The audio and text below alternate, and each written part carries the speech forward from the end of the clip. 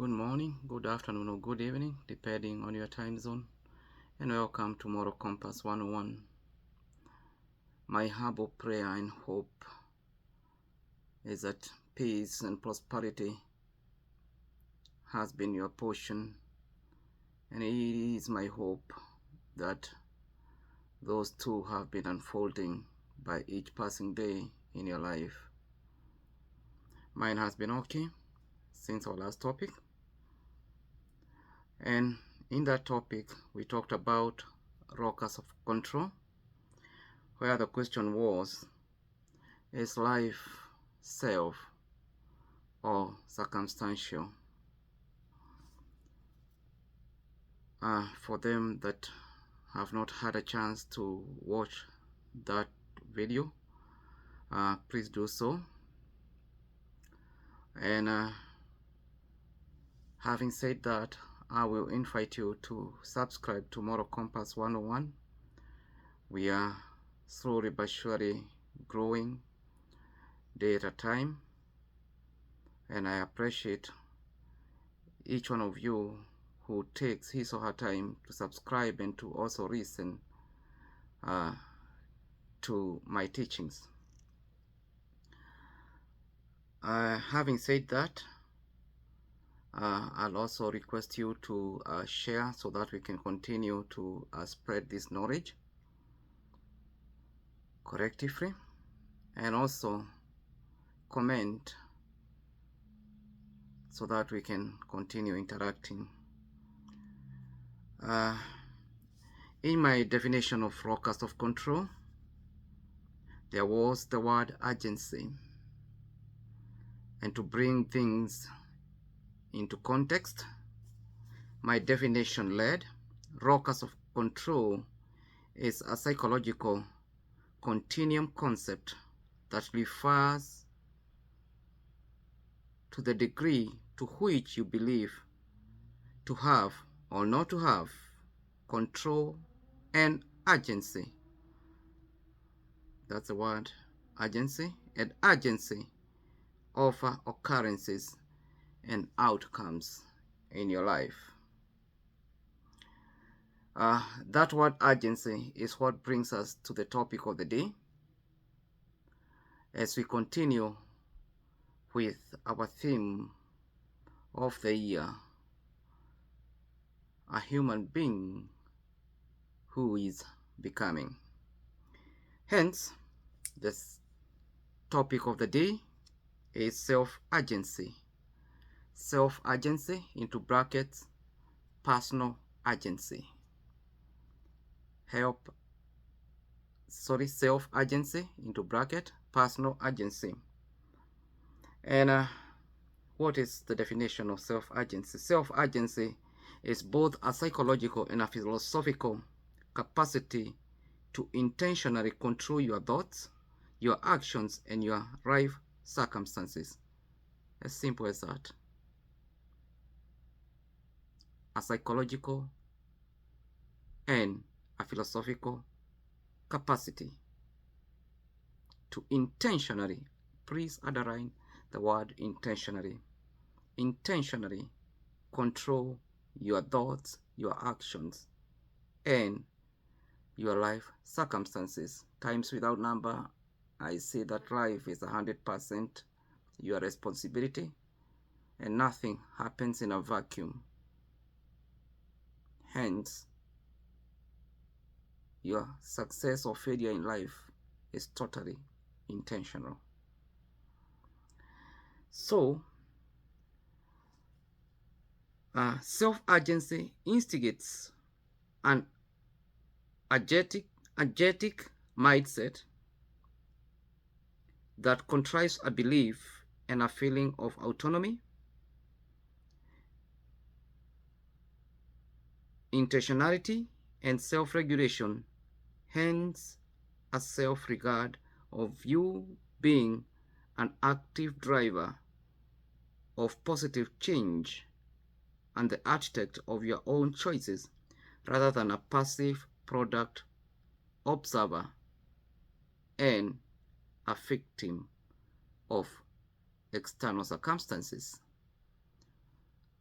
Let me explain that if you're high on self agency, if you have a high degree of self agency, external circumstances, fate, luck is not in your vocabulary because you have the ability, the capability, and the capacity towards the pursuit of your purpose in life. It becomes intentional. You don't wait for fate. Vis-a-vis somebody who does not have a high degree or lacks a degree of certainty in self-agency.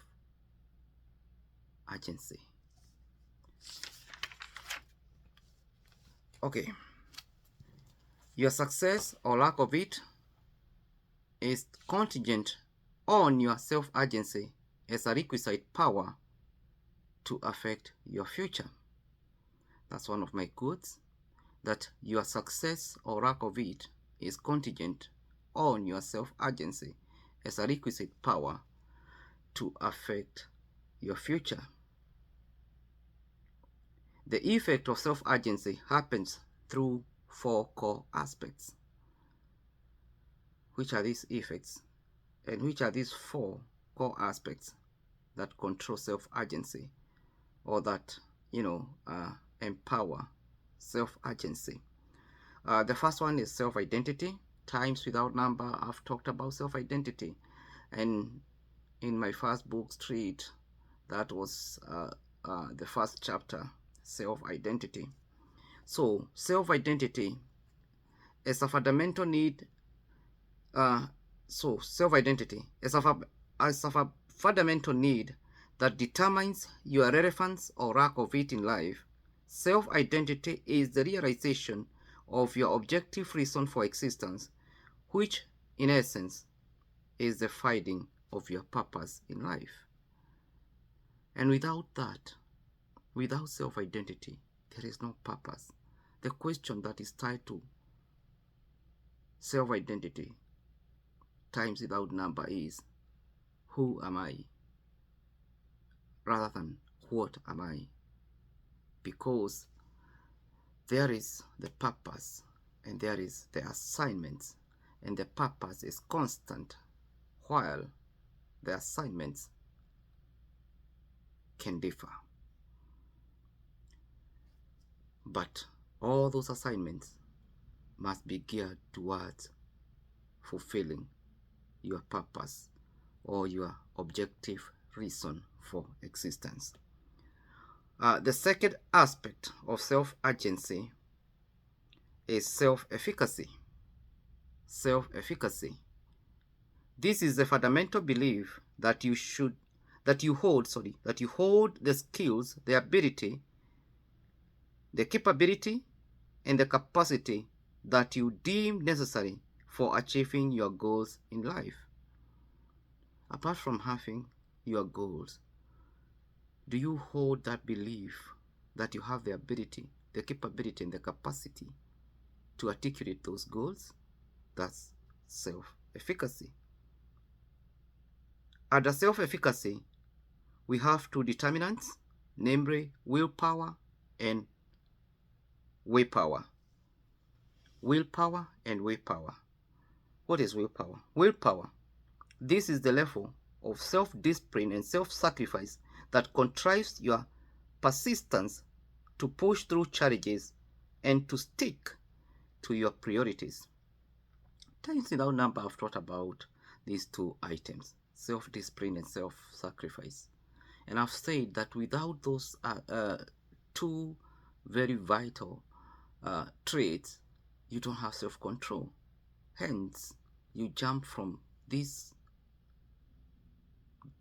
career to this career, from this job to this job.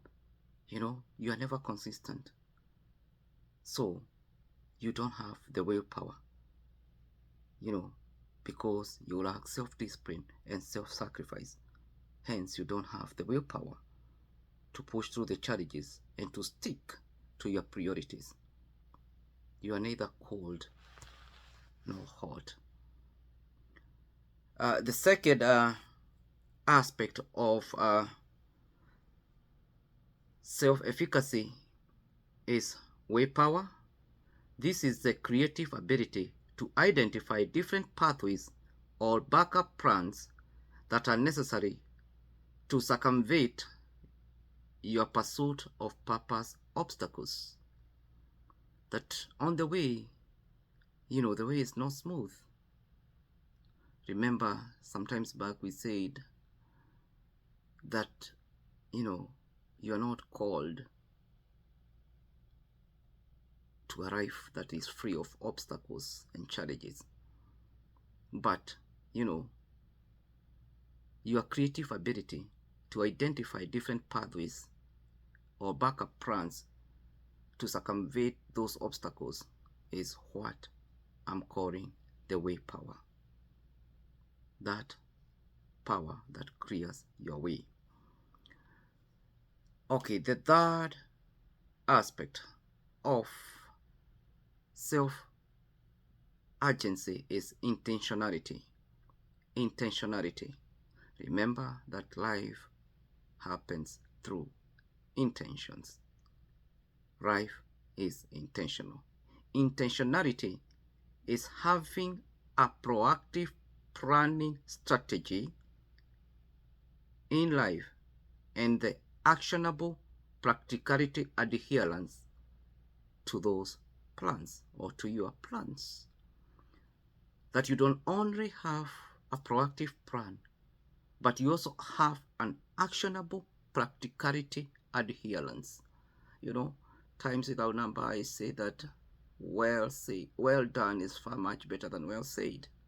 So as you conceptualize those plans and ideas, do you leave them at that, or do you go ahead and to put them into action? That is what I'm calling actionable practicality adherence.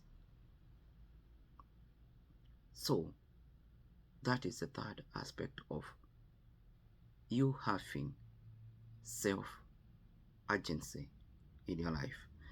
And the fourth one, and the last and not the least, is ownership. This is the aspect of radical accountability. We have talked about radical accountability. Please refer to my previous videos. This is the aspect of radical accountability that depicts self-responsibility for your own choices, your responses, your behavior, and your actions, even when the circumstances are dire. That owning your mistakes, owning your actions, owning your responses, whether emotional or not, depicts a very high percentage or a very high aspect of self-agency. And that's what makes people not to shift blames to others, because those people who own their mistakes, they own their actions, their responses, do believe that there is always a room of growth towards their success, or towards not repeating the same mistakes. In closing, time without number, I've said that your life is 100% your responsibility, and that success in life is intentional. Hence, my question: do you concur with my school of thought that self-agency can contrive success in your life, while lack of it instigates mediocrity? Do you concur with my school of thought that self-agency contrives success in life, while lack of it instigates mediocrity? Kindly answer that question in our comment section below. And until next time, Blessings and shalom.